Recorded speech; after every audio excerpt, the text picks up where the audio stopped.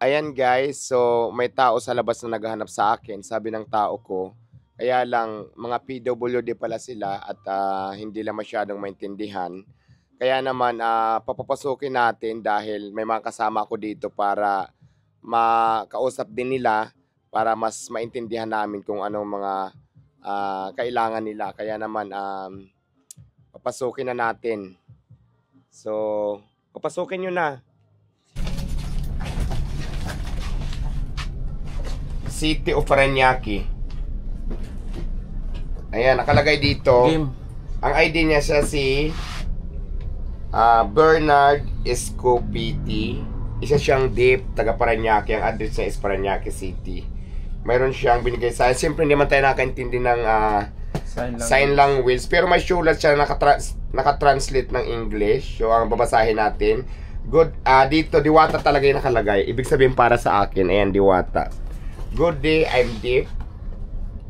PWD information excuses. Please help for support children's 3 schools and baon no money. Please search tired heart patient no food milk baby cry need money buy like give children's please help me support, sabi niya.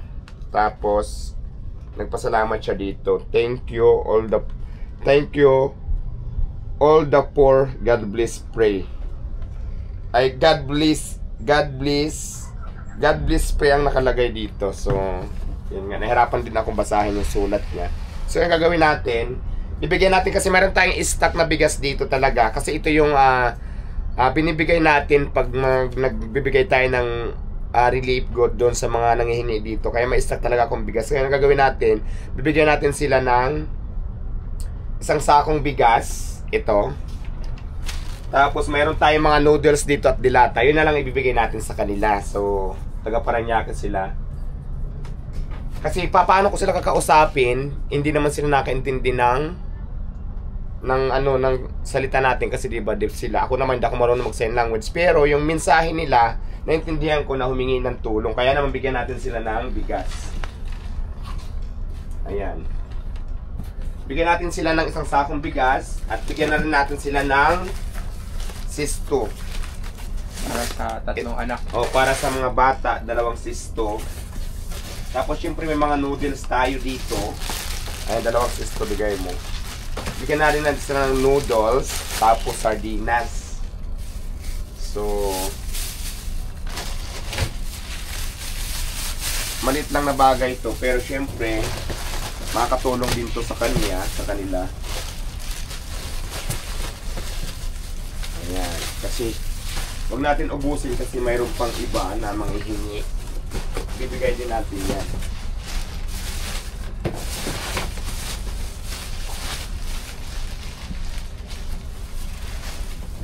At siyempre, lagyan natin sila ng sardinas. Ayan. Bigyan natin sa 1, 2, 3, 4, 5, 6 10 sardinas. Tapos bigyan natin sila ng kape. So ayan, yun lang naman dito. So ito bigyan natin sa kanila. Ayan. So ayan, huwag natin ubusin kasi magbibigay pa tayo sa iba. So ito ang binigay natin sa kanila. Lucky Me. Tapos may sisto, may kape, may sardinas, sa isang sakong bigas. Kaya naman this is Bernard. Ito si Bernard. Ito kumpare, kapatid.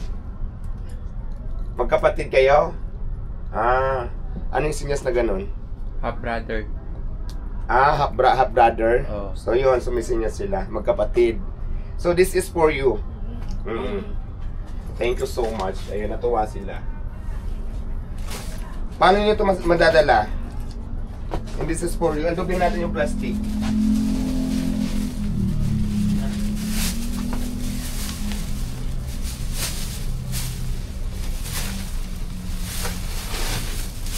Ayan, dublihin natin para hindi siya masira. So ayan guys, ito na binigay natin sa kanila. At Sa mga papunta doon Diwats kasi para may motor. sa mga Ayan, palabas para 8 minutes. may motor sila. Let's go. Share na lang kayo. Share. Okay. Sige.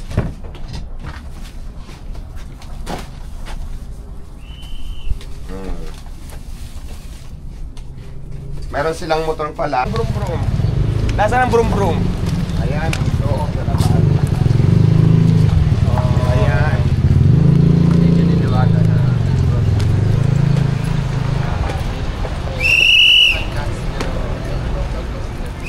So may motor pala sila dito talaga. Tingnan natin yung motor.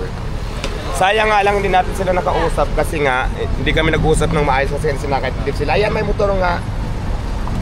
So ayan, bye-bye na. Bye-bye, may motor nga sila. Ayan o, pakita mo.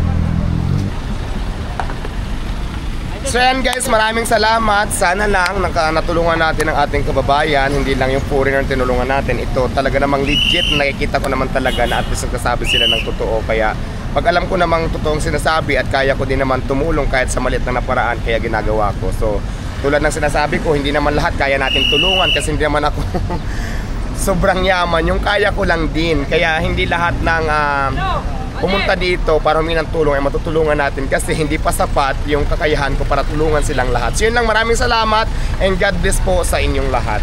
Mabuhay! So, kwento ko lang paano ko sila nakita. Actually, nandun ako sa labas, nakatayo ako sa nag-iusi ako. Lumapit sila sa akin. So, akala ko picture-picture lang kami. Tapos, nagpicture nga naman talaga kami. So, after magpicture, so akala ko okay na. Mayroon silang inaabot ng sulat. Sumisinya sila ng wala. Tapos, ganyan. So, parang, yun, naintindihan ko na kaagad na hindi sila makapagsalita kasi pipi sila. Tapos may inabot na sulat, kaya ako sila ito pinapasok kasi sabi ko para maintindihan din ng kasama ko dito kasi nga hindi ko alam kung ano yung sulat, kaya sabi ko pumasok sila.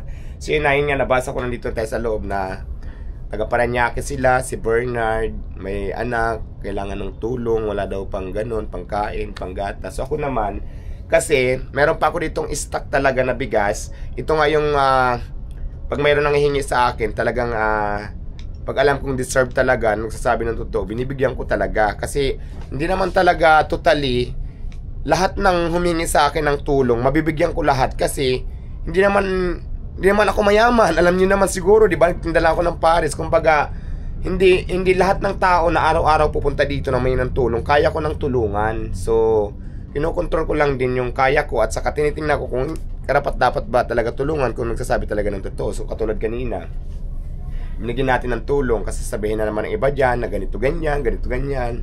So yun nga, di ba? So sana nakatulong at saka sana nag-enjoy sila doon sa konting tulong na binigay natin. So yun lang naman, maraming salamat and God bless po sa ating lahat.